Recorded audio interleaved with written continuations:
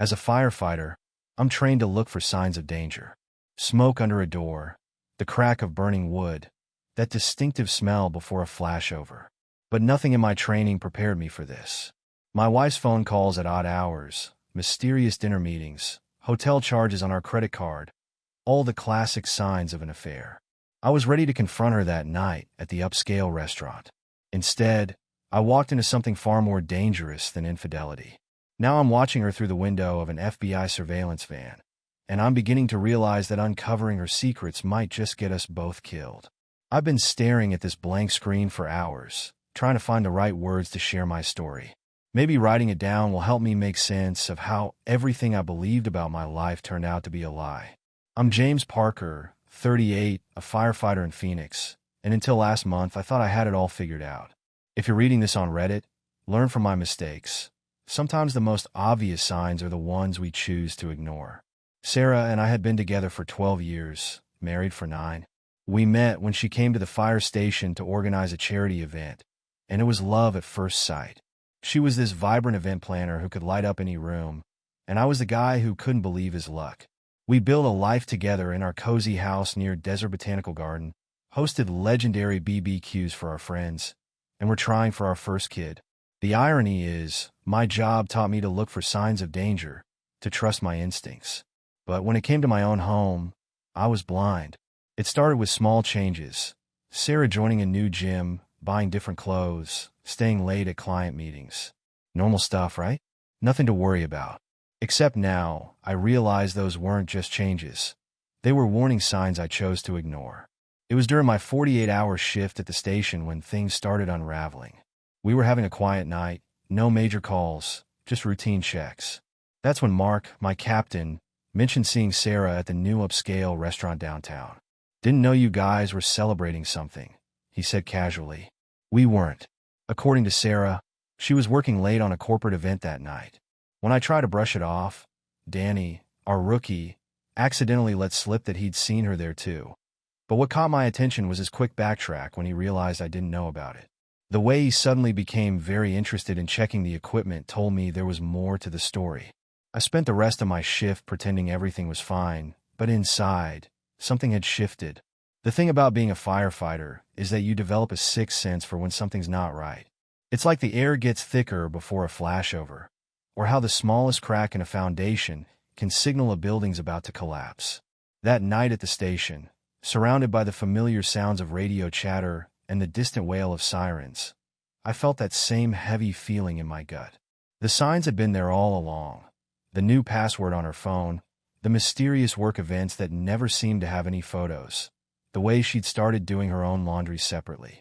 I remember standing outside on our back patio just last week, grilling steaks for dinner like I always did on my days off. Sarah was inside, supposedly finalizing details for an upcoming corporate retreat. Through the kitchen window, I could see her laughing at something on her phone, that special kind of laugh she used to reserve for our private jokes.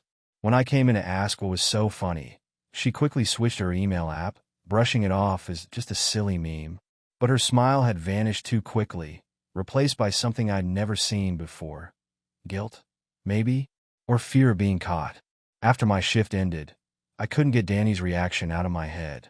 The kid was terrible at hiding things. Classic rookie move. Instead of heading home, I drove downtown to that restaurant, Bella Luna.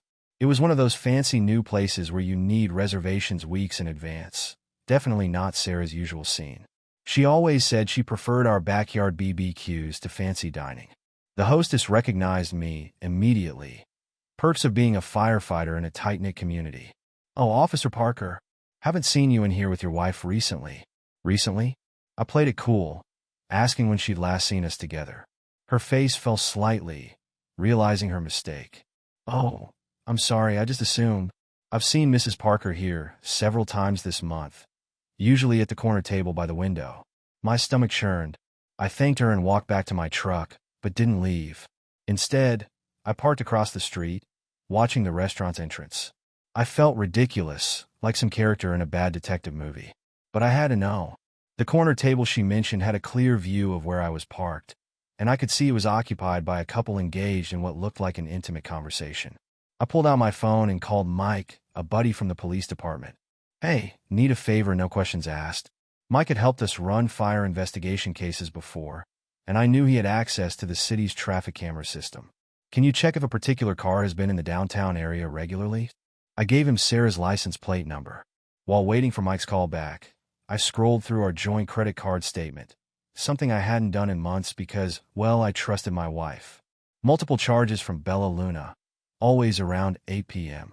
A new gym membership I didn't recognize. Charges from a boutique downtown that sold designer dresses, way different from Sarah's usual style. And then something that made my blood run cold. A hotel charge from last Tuesday, when she said she was at an overnight corporate retreat in Sedona. My phone buzzed. Mike. James, buddy. You sure you want to know this? His voice was heavy. Her car's been parking in that same spot 3 times a week for the past month. Always between 7:30 and 10 p.m. There's more. It's also been spotted entering the Grand Phoenix Hotel parking garage a few times. Want me to send you the footage? I sat in my truck outside the Grand Phoenix Hotel, Mike's words echoing in my head. The footage he'd sent showed Sarah's white Audi pulling into the hotel garage multiple times over the past month, always in the evening, always leaving a few hours later. Each timestamp matched perfectly with her late client meetings or corporate event planning sessions. The hotel was way above Sarah's event planning company's usual budget. They typically worked with mid-range venues, not 5-star hotels with rooftop pools and Michelin-starred restaurants. I knew because I'd helped her scout locations hundreds of times over the years. My phone buzzed, a text from Sarah. Working late again, honey. Don't wait up. There's leftover lasagna in the fridge. Love you. I checked the time, 7:15 p.m. Right on schedule, according to Mike's surveillance pattern. 10 minutes later, her Audi pulled into the hotel entrance. She stepped out, looking stunning in a red dress I'd never seen before. The valet took her car, and she walked into the lobby like she'd done it 100 times. Maybe she had. I waited 15 minutes, then walked in myself. The lobby bar had a clear view of the elevators. I ordered a beer and settled in, my heart pounding so hard I thought everyone could hear it. At first, I felt like an idiot. What were the chances she'd come back down? She could have gone to any floor, could be in any of hundreds of rooms. But then I got lucky, or unlucky, depending on how you look at it. The elevator opened, and out walked Sarah, laughing, her hand on the arm of a man I recognized immediately. Robert Maxwell, CEO of one of her biggest corporate clients. I'd met him at our Christmas party last year, had shaken his hand while he complimented my grilling techniques. They didn't see me as they walked to the hotel's restaurant. Through the glass walls, I could see them being led to a corner table, clearly their usual spot, judging by how the maitre d' greeted them. Sarah reached across the table to touch Maxwell's hand, and he brought it to his lips. I must have made some kind of sound, because the bartender gave me a concerned look. You okay, sir? I nodded, threw some cash on the bar, and walked out. In my truck, I pulled out my phone and started recording. 20 minutes later, they emerged from the restaurant and headed back to the elevators. Together. The next hour was the longest of my life. I sat there, recording every time they appeared in the lobby, heading to the bar for after-dinner drinks, then back to the elevators. At 10:30, Sarah finally emerged alone, retrieved her car, and drove off. I followed her, but she didn't go home. Instead, she pulled into a 24-hour gym, the one from our credit card statement. Creating an alibi, I realized she'd come home in gym clothes, smelling of shower gel instead of his cologne. I followed Sarah to the gym, my mind racing. I sat in my truck, watching her walk in with her designer gym bag, looking like she didn't have a care in the world. That's when things got weird.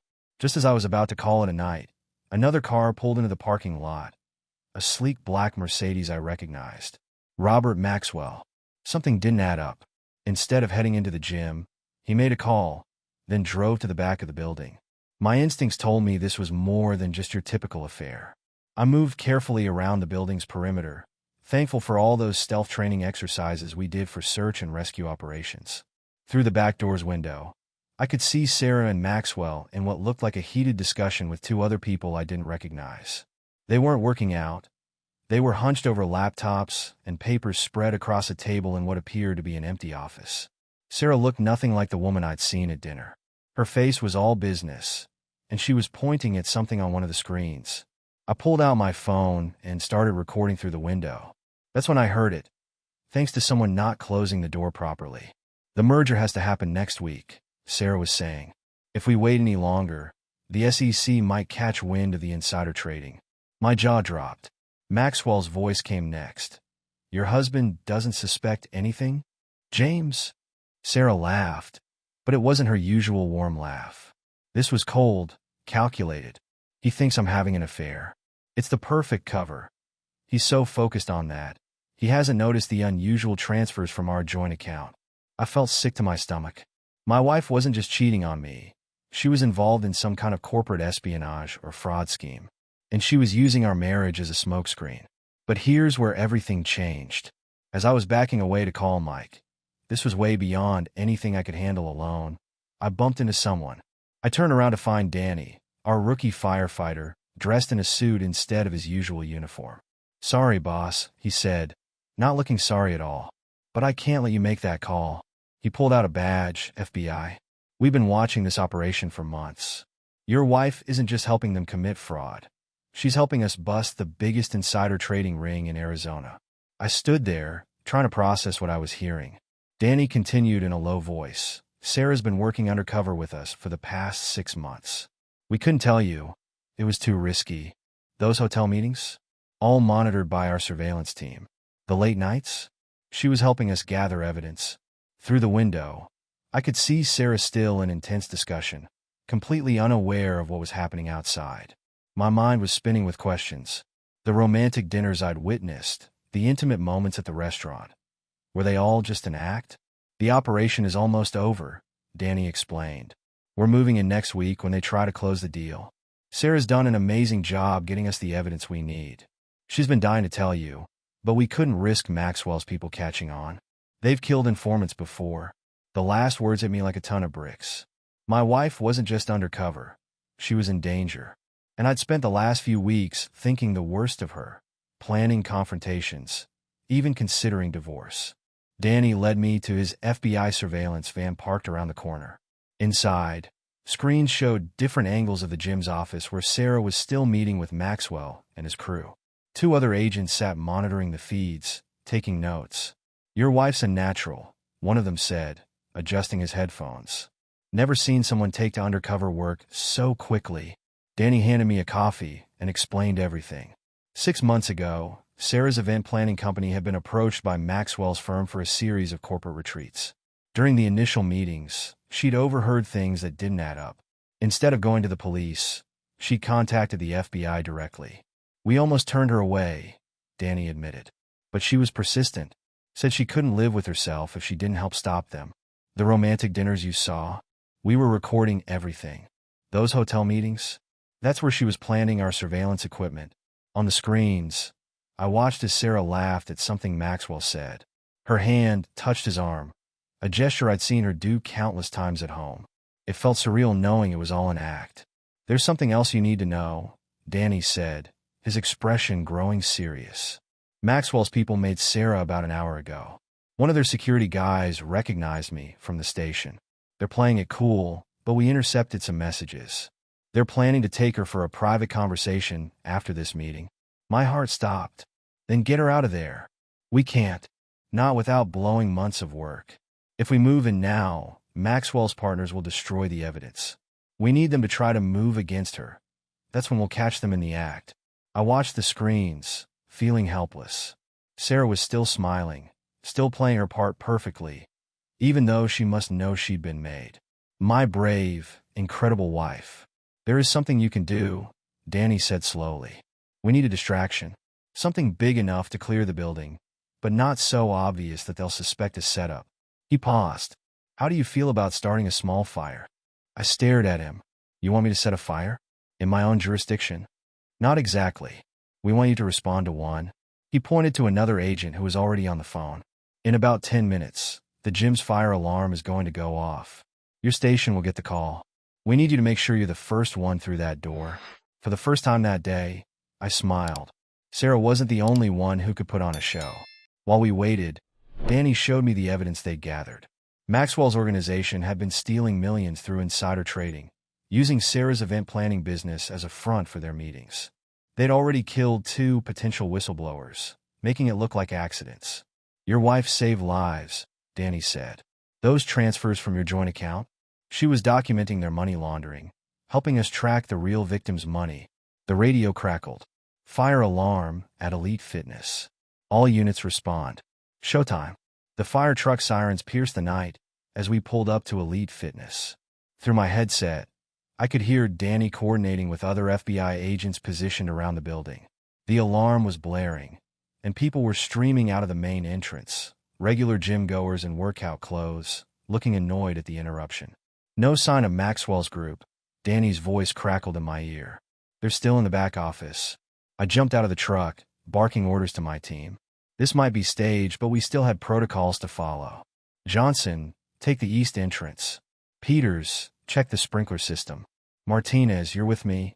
Inside, the emergency lights cast everything in a red glow. We moved through the gym, checking each room systematically. I could feel the weight of my turnout gear, the familiar pressure of the oxygen tank on my back. This time, though, I wasn't looking for flames. Movement in the target room, Danny reported. They're packing up. Maxwell's got his hand on Sarah's arm. My heart jumped, but I kept my pace steady. We had to time this perfectly. Fire department, I shouted, approaching the back office. Everyone needs to evacuate immediately. Through the door's window, I saw Maxwell's head snap up. Sarah was standing near him, his hand still gripping her arm. 2 other men were hastily shoving papers into briefcases. I pushed through the door, Martinez right behind me. Sir, ma'am, you need to leave now. We have reports of smoke in the building. We're just getting our things, Maxwell said smoothly, but I could see the tension in his jaw. He hadn't let go of Sarah. Now, sir, I insisted, stepping closer. Safety protocols. That's when everything went sideways. One of Maxwell's men must have recognized me, despite the firefighter gear. Boss, that's her husband. Maxwell's grip on Sarah tightened. His other hand moved toward his jacket, and I saw the telltale bulge of a concealed weapon. What happened next was pure chaos. Sarah, my brilliant, quick-thinking wife, suddenly went limp in Maxwell's grip, forcing him to either let her fall or lose access to his gun. He chose to let her fall. I lunged forward as Danny and his team burst in through the back door, weapons drawn. FBI, everybody down. Martinez and I grabbed Sarah, pulling her behind us as the room erupted in shouts and gunfire. Maxwell's men had apparently decided to go down fighting. Get her out of here, Danny yelled, trading shots with one of Maxwell's guards. I didn't need to be told twice. I scooped Sarah up, whether she needed it or not, and ran. Behind us, the sound of gunfire mixed with the still blaring fire alarm. The sprinkler system kicked in, adding to the confusion. The safe house was a small ranch-style home in Scottsdale, nothing fancy. Sarah sat across from me at the kitchen table while FBI agents moved around us, setting up surveillance equipment and coordinating with teams in the field. She had a cut on her forehead from when she dropped to the floor, and her designer dress was ruined. But she was alive. I wanted to tell you so many times, she said, wrapping her hands around a cup of coffee. Every time you looked at me with suspicion, every time I saw the hurt in your eyes, it was killing me. Why didn't you? I asked. The anger I'd felt earlier had faded, replaced by a mixture of pride and concern. Because I know you, she smiled weakly. You would have insisted on protecting me. Would have done something heroic and stupid. I couldn't risk it. These people, they're dangerous, James. They killed Marcus Reynolds by tampering with his car's brakes. Made it look like an accident. Danny walked in, his suit now wrinkled and stained with water from the sprinklers. Good news and bad news, he announced. We got Maxwell and most of his crew, but 2 of his men slipped out during the chaos. And they took something with them, a laptop with encrypted files. Sarah's face fell. The evidence. Not all of it, Danny assured her. The records you copied last week are safe. But the laptop has names. People involved in the scheme who we haven't identified yet. I watched my wife's expression change. I knew that look. You kept a backup somewhere, didn't you? She met my eyes. Remember that USB necklace you gave me for Christmas? The one I never take off. A small smile played at her lips. I haven't just been wearing it for sentimental reasons. Danny stared at her. You copied the files? Without authorization? I copied everything, Sarah said. Every time they let me near a computer. The necklace has a built-in USB drive. I figured if something went wrong. That's my girl. I couldn't help grinning. 6 months of thinking she was having an affair, and here she was, playing secret agent right under everyone's nose. An agent burst into the room. Sir, we got movement. 2 SUVs just pulled up to the Parker residence. My heart stopped. Sarah grabbed my arm. The photos, she whispered. All our family albums, the backup drives with our wedding video. They're looking for the files, Danny said grimly. They must have figured out you made copies. I stood up. That's my home they're breaking into. You can't go back there, Danny protested. It's too dangerous. We'll send a team. Those men killed people by making it look like accidents. I cut him off. I'm a firefighter. If there's going to be an accident at my house tonight, I should be there to respond to it. Officially, Sarah stood up too. He's right, and I'm going with him. Absolutely not, Danny and I said simultaneously. She pulled the USB necklace off and held it up. You need someone who knows exactly what's on these files, what they might be looking for. Besides, she smiled that smile I'd fallen in love with years ago. I think it's time we showed them what happens when you mess with a firefighter and his event planner wife. Our house looked different in the glow of emergency lights. 2 fire trucks were parked outside, my crew responding to reports of smoke coming from the building. The SUVs Danny's team had spotted were gone, but we knew they'd be back. Remember the plan, Danny said through our earpieces. Let them think they're dealing with a routine fire call. Agent Parker, he still couldn't help smiling at Sarah's temporary FBI status. You know what to look for. Agent Rodriguez will be your shadow. Sarah squeezed my hand before following the female agent around the back. They were dressed as fire inspectors, clipboards and all. Meanwhile, I led my crew through the front door, playing the part of incident commander. The inside of our home had been torn apart. Drawers emptied, furniture overturned. They'd been thorough but quick. Neighbors would have noticed anything longer than a 15-minute search. In the living room, our wedding photo lay shattered on the floor. Chief, Martinez called from the study. Signs of attempted arson. They poured accelerant, but something must have spooked them before they could light it. I clicked my radio. Copy that. Rodriguez, check the electrical panel. Standard protocol. It was our code. Sarah needed to check the hidden safe behind the breaker box. Panel clear, came Sarah's voice moments later. Another code. The safe hadn't been found. We moved room by room, documenting the damage while actually searching for any bugs or surveillance equipment Maxwell's men might have planted. The FBI had learned they liked to monitor their targets before striking. Then we heard it, the creak of the attic door. A sound so faint that only someone who lived here would notice it. Movement upstairs, I radioed quietly. Northwest corner.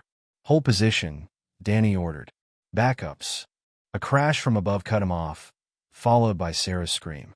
Without thinking, I bounded up the stairs, taking them 3 at a time. Rodriguez was unconscious at the top of the steps. Sarah was backing away from a man in black tactical gear, another approaching her from behind. Found the little spy, the first man growled. Now, where's the drive? Sarah's eyes met mine over their shoulders. 8 years of marriage meant we could read each other's thoughts. As the men turned to face me, she dropped and rolled, just like I'd taught her during those playful self-defense lessons she'd insisted on last month. I charged forward, tackling the nearest attacker. Behind me, I heard the distinctive sound of a taser. Sarah had grabbed Rodriguez's weapon. 1 down. The man I'd tackled was bigger, stronger. We crashed into the wall, pictures raining down around us. He got in 2 solid hits before my training kicked in. Fire Academy taught us how to handle ourselves in tight spaces, how to use an opponent's weight against them. James! Sarah's warning came just as the second man started to stir. But then the cavalry arrived. Danny and his team swarmed up the stairs, weapons drawn. FBI! Don't move. It was over in seconds. As they cuffed the intruders, Sarah ran to me. Her face was scratched, her inspector's uniform torn, but her eyes were blazing with adrenaline and determination. Did they find it? Danny asked. Sarah shook her head. They didn't even know what they were really looking for. She reached in her boot and pulled out a small plastic bag. Inside was a broken piece of her USB necklace. The real drive is still safe. This was just a dummy, in case they came after me at the gym. The FBI's Phoenix Field office was buzzing with activity even at midnight. Sarah sat beside me in the conference room, her hand in mine as we watched the interrogation feeds. Maxwell's men weren't talking, but they didn't need to. The USB drive Sarah had hidden told us everything. It was never about insider trading, Danny explained, spreading photos across the table. That was just the surface. Maxwell's company was a front for something much bigger.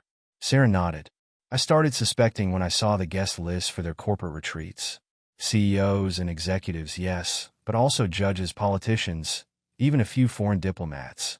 The photos showed familiar faces in compromising positions.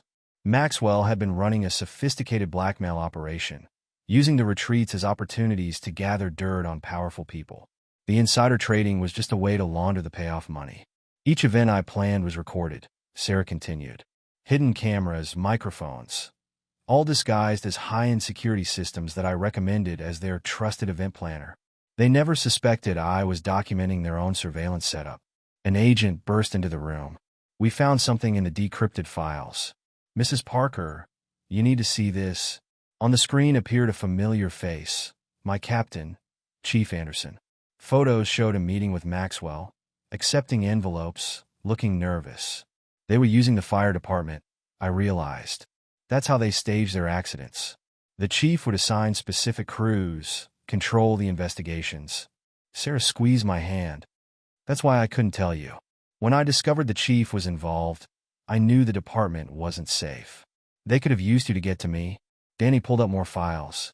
Maxwell was planning something big. A coordinated series of accidents across 3 states. Thousands of pages of dirt on key officials who could have investigated. If Mrs. Parker hadn't copied these files, how many? I asked. How many people were they planning to kill? 27 targets, Sarah whispered. All scheduled for next month, including us. They had our house on the list after they figured out I was gathering evidence. The door opened again. This time it was the FBI special agent in charge. We've got SWAT teams moving on 15 locations right now. Maxwell's entire network is about to come down.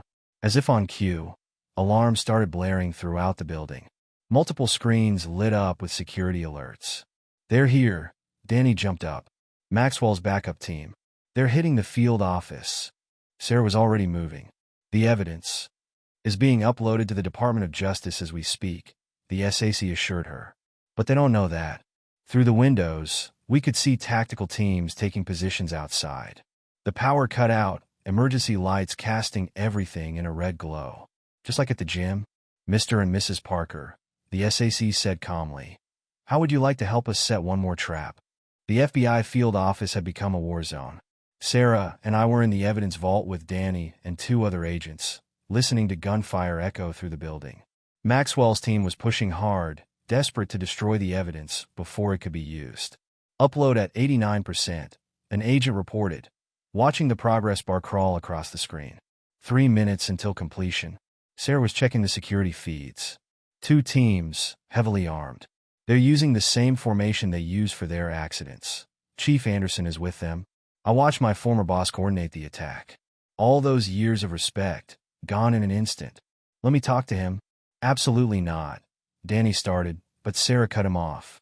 They don't know we made copies. Anderson thinks if they destroy the evidence here, they're safe. She looked at me. You're still his trusted firefighter. The plan came together quickly. I stepped out into the hallway, hands raised. Chief, don't shoot. Anderson's voice came back, strained. Parker, what are you doing here? Looking for my wife. The FBI arrested her, but the evidence is fake. She was playing both sides. Chief, she has the real files at home. A pause in the gunfire. I could almost see him thinking it through. Our house, Chief. The safe behind the electrical panel. Everything Maxwell needs is there. Footsteps approached. Anderson appeared, tactical gear over his fire department uniform. You're sure? Check your phone. I sent you a photo 10 minutes ago. He did, seeing the picture Sarah had staged, her opening our safe, files visible inside. The timestamp was current. Stand down, he barked to his team. Parker's got our solution. Maxwell, the files aren't here. The shooting stopped. Through my earpiece, I heard, upload complete. What happened next was chaos in slow motion. Maxwell himself stormed in, shoving Anderson aside. But when he saw me, he hesitated. That split second was all we needed. FBI teams emerged from hidden positions. Sarah appeared with Danny. The completed upload confirmed on her phone. Anderson's team, realizing they'd been tricked, started surrendering. "It's over, Chief," I said quietly. "Do the right thing." For a moment, I thought he'd fight. Instead, he removed his tactical vest. I never wanted anyone to die. They promised it would just be insurance fraud. Maxwell lunged for a drop gun, but Sarah was faster. All those self-defense classes, all her preparation, she dropped him with one perfect strike. My event planner wife, taking down a criminal mastermind. Weeks later, we stood in front of our rebuilt house. The FBI had insisted on upgrading our security. A thank you for helping break the biggest corruption case in Arizona history. "Think we can go back to normals?" I asked, watching the sunset from our porch. Sarah leaned against me, her FBI commendation letter still unopened in her hand. "Normal's overrated. Besides," she smiled, "I hear the FBI is looking for consultants with event planning experience." "No more undercover work," I insisted. "Promise. From now on, the only secrets I'll keep are your birthday presents." We watched the sun disappear behind the mountains, together in our truth at last. Sometimes I realized a broken trust can be rebuilt stronger than ever, if you're willing to fight for it.